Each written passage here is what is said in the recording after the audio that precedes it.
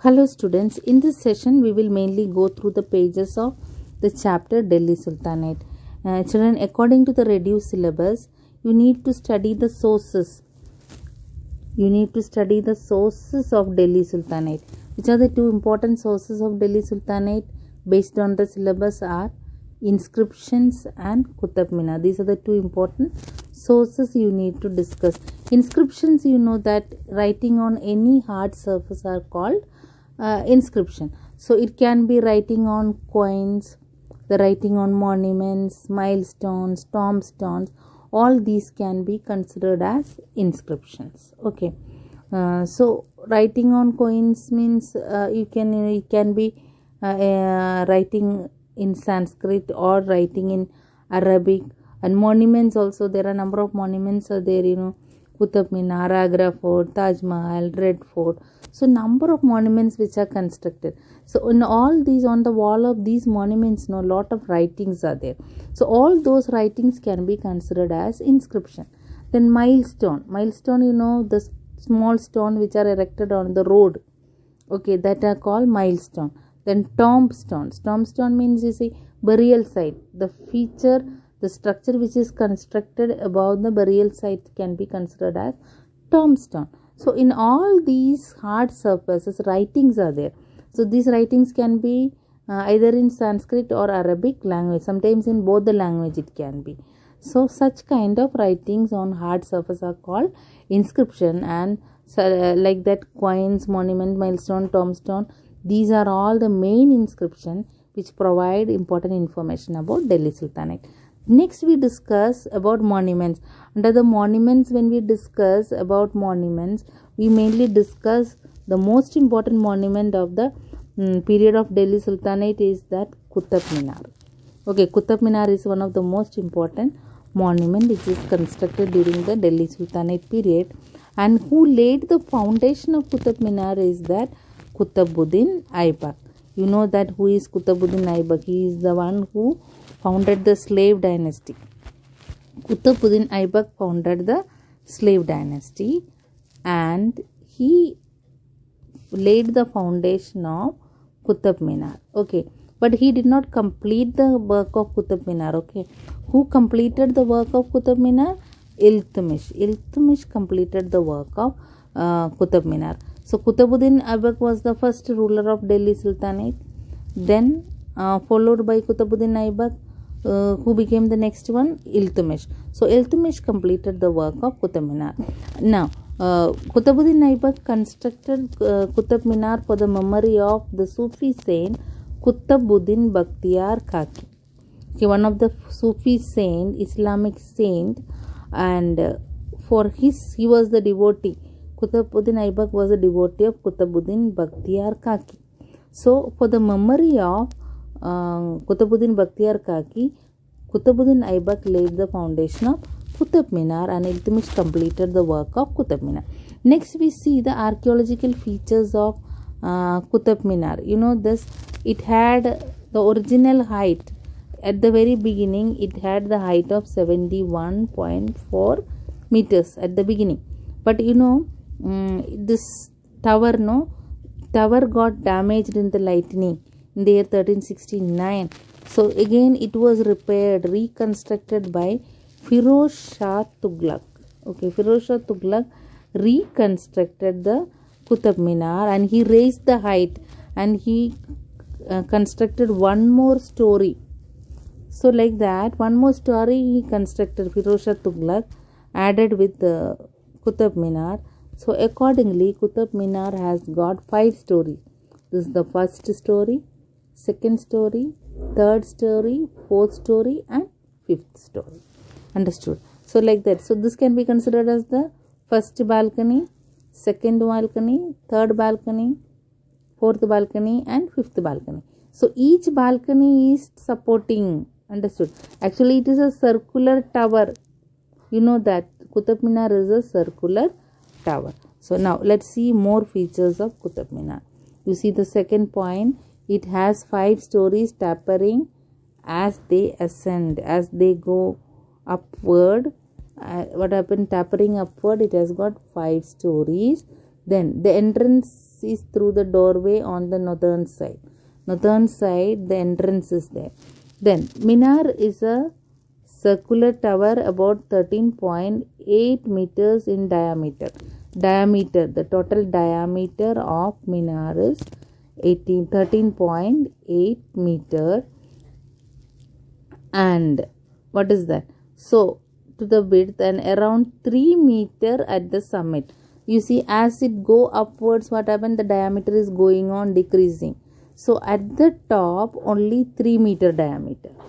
Okay, at the bottom it is 13.8 meter, and at the top it is only 3 meter. Okay, then which are the materials? So it has got how many stairs? 379 steps are there. Okay, then red sandstone, marble and grey quartzite. These are the materials used for the construction of Qutub Minar. Then each tower has a projecting balcony. You know that these are the balconies. I showed you the balconies. Then these are all. Then verses from Holy Quran and some what is that? Carvings are all, floral motifs are all inscribed on this tower. A number of what is the symbols, writings, etc. are all made on the walls of Qutub Minar. So these are all about Qutub Minar and its architectural features. So when we discuss about the sources of Delhi Sultanate, you have to remember about inscriptions. We discuss inscription first, then the second important source is that Qutub Minar. These are the two important sources of the period. Okay, next we need to discuss, according to the syllabus, we have to discuss about two important rulers. One of the most important ruler is that Alauddin Khilji. Okay, Alauddin Khilji we have to study about. Then other than Alauddin Khilji, we have to also study about Muhammad bin Tughlaq. We have to discuss about two important rulers of Delhi Sultanate, Alauddin Khilji and Muhammad bin Tughlaq. Okay, but before that, let's go through the important rulers of Delhi Sultanate. All the important rulers, let us go through. You see this. First, when we discuss about slave dynasty, we discuss about 5 dynasty. First important dynasty is that slave dynasty, and who was the founder of slave dynasty? Qutbuddin Aibak. Then after Qutbuddin Aibak, who became the next one? After, yes, Iltutmish. Iltutmish became the next ruler after Qutbuddin Aibak. Aibak's son Aram Shah, I told you, Aram Shah, but he was not so efficient. So overthrowing Aram Shah, Iltutmish took over the power. Then after Iltutmish, what is that? Razia became the ruler. So these are all the important rulers of Delhi Sultanate. And then comes Khilji dynasty. Then Khilji dynasty, the founder is Jalaluddin Khilji. And then most important ruler of Khilji dynasty is that Alauddin Khilji. Then we have to discuss many points about Alauddin Khilji. Then comes Tughlaq dynasty. This is the third dynasty. Okay, third dynasty is the Tughlaq dynasty. And under the Tughlaq dynasty, Ghiyasuddin Tughlaq is the founder of Tughlaq dynasty. Then the most important ruler is that Muhammad bin Tughlaq. We have to study in detail about Muhammad bin Tughlaq. Then these are all about. So in the textbook there is mentioning about 3 dynasty only, but there are 5 important dynasty. Which are those 5 important dynasty? Slave dynasty, Khilji dynasty, Tughlaq dynasty, Sayyid dynasty and Lodi dynasty. Okay, but in the textbook there is a mention about only 3 important dynasty, and out of those 3 important dynasty you have to study about only 2 famous ruler. They are Alauddin Khilji and Muhammad bin Tughlaq. So we are going to discuss rest of the topic which are given like administration and all. We don't have to study. That is being eliminated from the reduced syllabus. So we are going to discuss next in detail about Alauddin Khilji and Muhammad bin Tughlaq. Next we discuss Alauddin Khilji. When we discuss about Alauddin Khilji, we need to remember these points. Market regulation. He was known for his market regulation. Then his Deccan expedition is important, and he has taken strong measures against nobility, and he has also brought about very strong military reforms and then revenue reforms. These are the points we need to discuss under Alauddin Khilji. So first let's begin with the market regulation. So Alauddin Khilji was the first ruler. He brought about a strict market regulations. So he fixed cost of all the commodities. So in order to fix the cost of all the commodity, he set up three important three different market in Delhi. Which are those market? One market for food grains, and the second for costly cloth, and the third for horses, slaves and cattle. Okay, these were the three important markets set up by Alauddin Khilji. One market was only for food grain, and the second market was only for costly cloth, and the third market was established for only horses and slaves and cattle. Okay, so no malpractices could be followed by any of the seller, and also he means the people who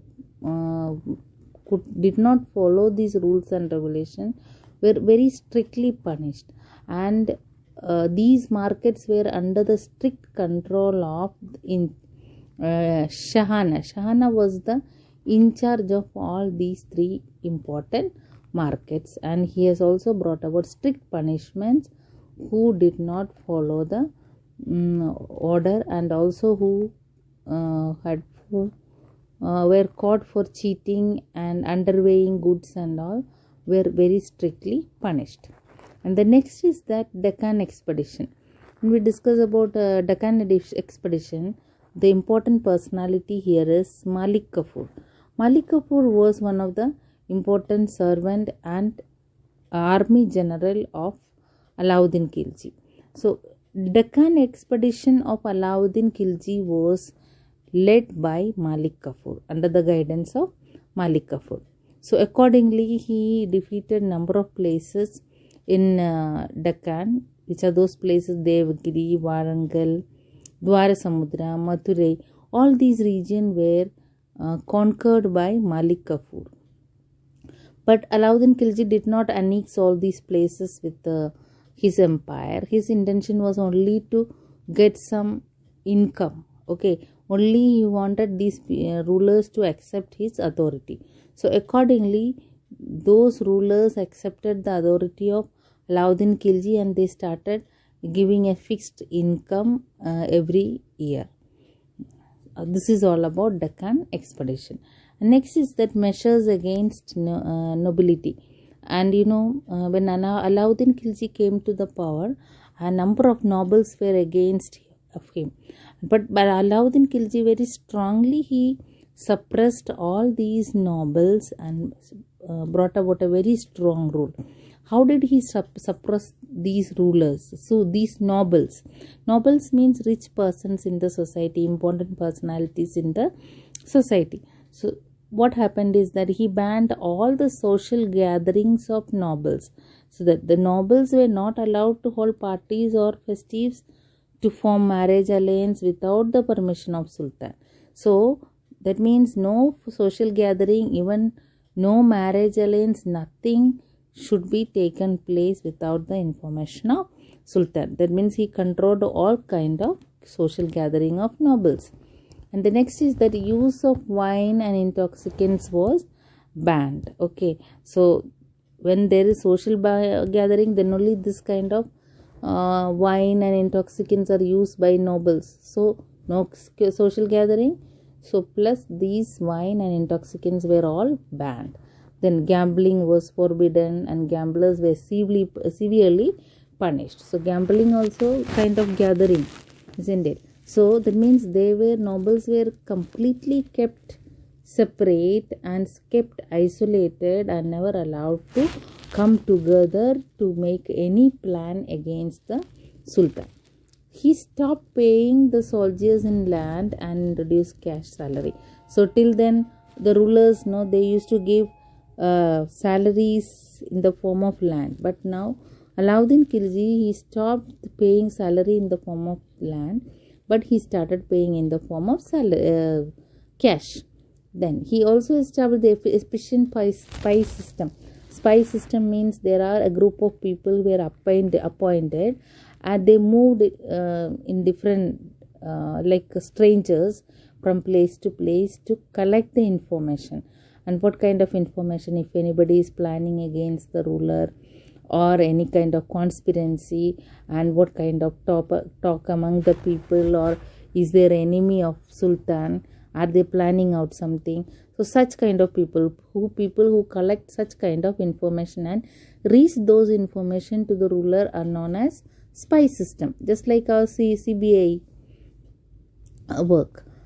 Okay, the next is we discuss is that military reform. Military reforms, Alauddin Khilji brought about military reforms.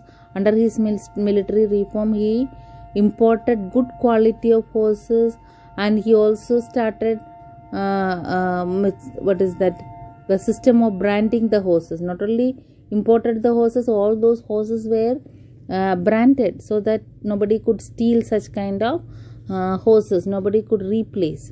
Then also, what is that? Chehra means he has given identity card to all the soldiers, so nobody could run away from or nobody could exchange each other their post. And then he himself recruited all the army. He himself checked the efficiency of the soldiers and recruited the best talented people in his army. And he also paid the cash as in salary. Instead of land, he paid cash as salary to the army people, soldiers. These are all about his military reform. Then when we discuss about the revenue reform of Alauddin Khilji, is that he introduced a number of important measures to get maximum revenue. By the whole land was brought under his control. Then he measured the whole land, and after that fixed the share, that he fixed the income. That is means earlier it was only 1/3, and now he raised the revenue from 1/3 to 1/2.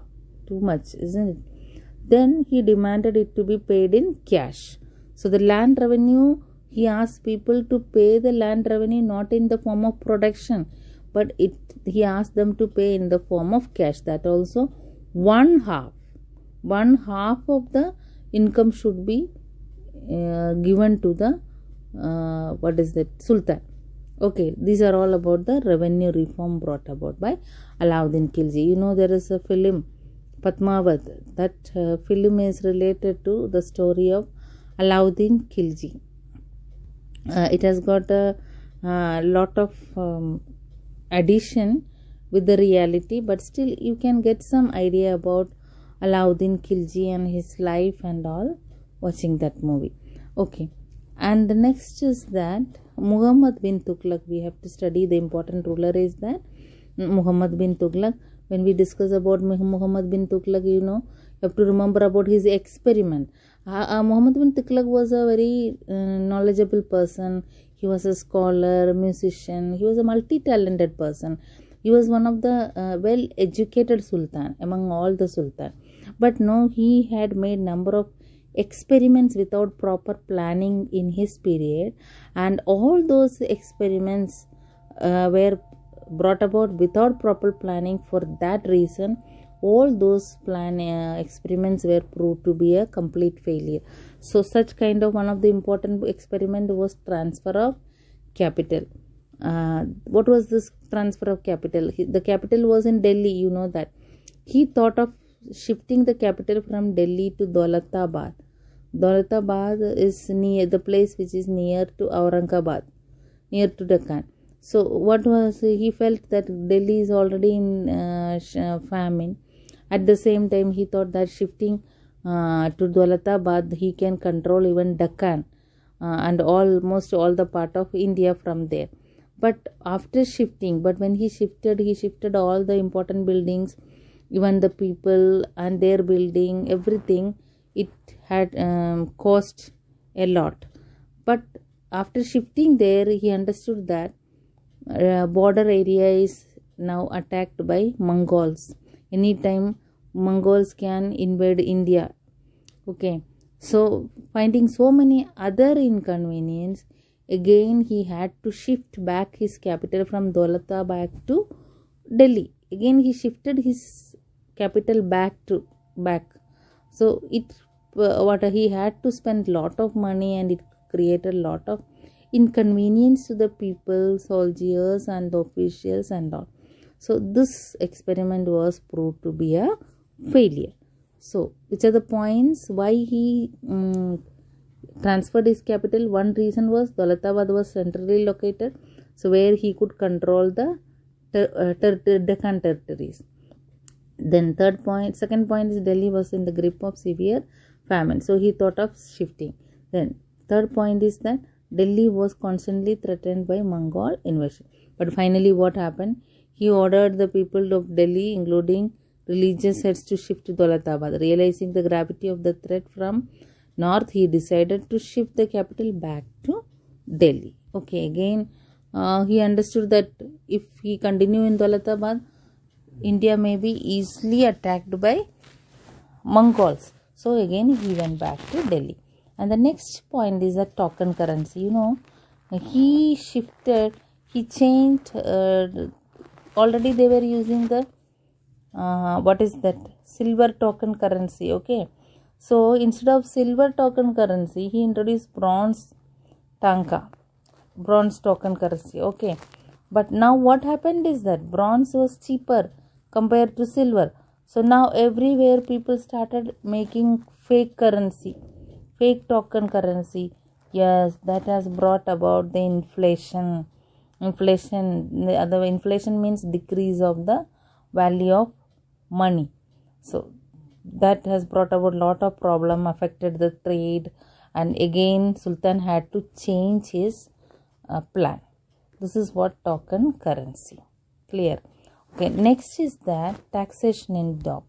Then Muhammad bin Tughlaq felt that he should maintain a huge army.